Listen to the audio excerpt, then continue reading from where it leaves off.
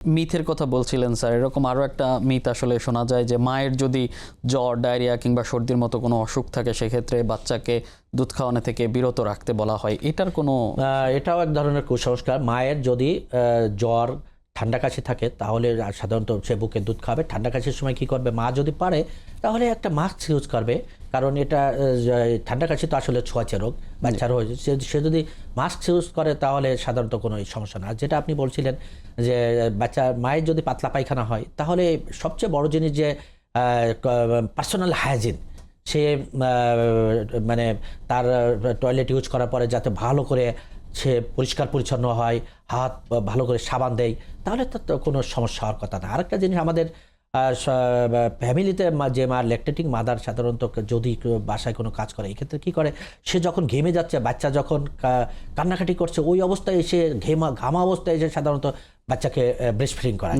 এই ক্ষেত্রে মায়েদেরকে বলবো যে আপনি অবশ্যই পরিষ্কার পরিচ্ছন্ন হয়ে নেবেন, নিয়ে তারপরে বাচ্চাটাকে আপনি বুকে দুধ খাওয়ান, তাহলে সাধারণত বাচ্চার অন্য কোনো কিছু পেটের যে সমস্যা বলা হয়, ডায়রিয়ার সমস্যা হয়, এগুলো সাধারণত হবে না। এবং এই সময় যদি মায়ের কোনো ওষুধ চলে বা মা যদি কোনো রোগের ওষুধ গ্রহণ করেন, সেক্ষেত্রে শিশুর উপর সেটার কোনো প্রভাব পড়ে? কিছু কিছু ওষুধ আছে বুকের দুধের মাধ্যমে বাচ্চার ভিতরে যায়, তো অবশ্যই যে ডাক্তার তার ল্যাকটেটিং মাদারকে প্রেসক্রাইব করছে, অবশ্যই এই ল্যাকটেটিং মাদার তার চিকিৎসককে বলবে যে আমি আমার বাচ্চাকে বুকের দুধ খাই।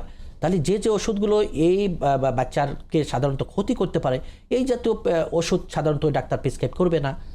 আর কিছু কিছু ওষুধ আছে, যেমন একটা মা সাপোজ আল্লাহ না করুক ক্যান্সারে ভুগছে, তাহলে তার কেমোথেরাপি পাচ্ছে, কেমোথেরাপির সময় আসলে সাধারণত আমরা বুকের দুধ খাওয়াতে তাকে নিবৃত্ত করি, কারণ এই কেমোথেরাপি তো অবশ্যই মায়ের স্বাস্থ্যগত জন্য পেতেই হবে, এক্ষেত্রে তো অল্টারনেটিভ কিছু নাই। আরও একটি ব্যাপার আছে যে মা যদি দুধ খাওয়ানোর সময় এবং ওই সময়টাতে যদি প্রথম 6 মাসে আলু, ডাল কিংবা ঠান্ডা খেলে শিশুরও ঠান্ডা লাগতে পারে কিংবা ডায়রিয়া হতে পারে, এরকম কোনো কিছু ভিত্তি আছে না?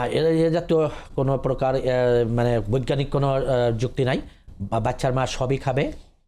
সাধারণত গ্রামে এখনও একটা কুসংস্কার আছে যে একটা বাচ্চার পাতলা পায়খানা হয়েছে, বাচ্চার মার কে স্যালাইন খাওয়াচ্ছে, বাচ্চার মার খাওয়া বন্ধ করে দিচ্ছে, বাচ্চার মাকে কলা খাওয়াচ্ছে, কলার তরকারি যেটাকে বলা হয় স্যালাইন খাওয়াচ্ছে। এটা সম্পূর্ণ একটা কিন্তু মিথ, কুসংস্কার।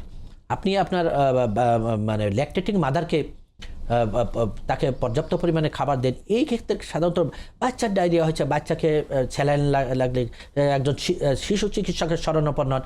শিশু চিকিৎসক তাকে কোন ওষুধ লাগবে, কী লাগবে, এটা বাচ্চার ক্ষেত্রে।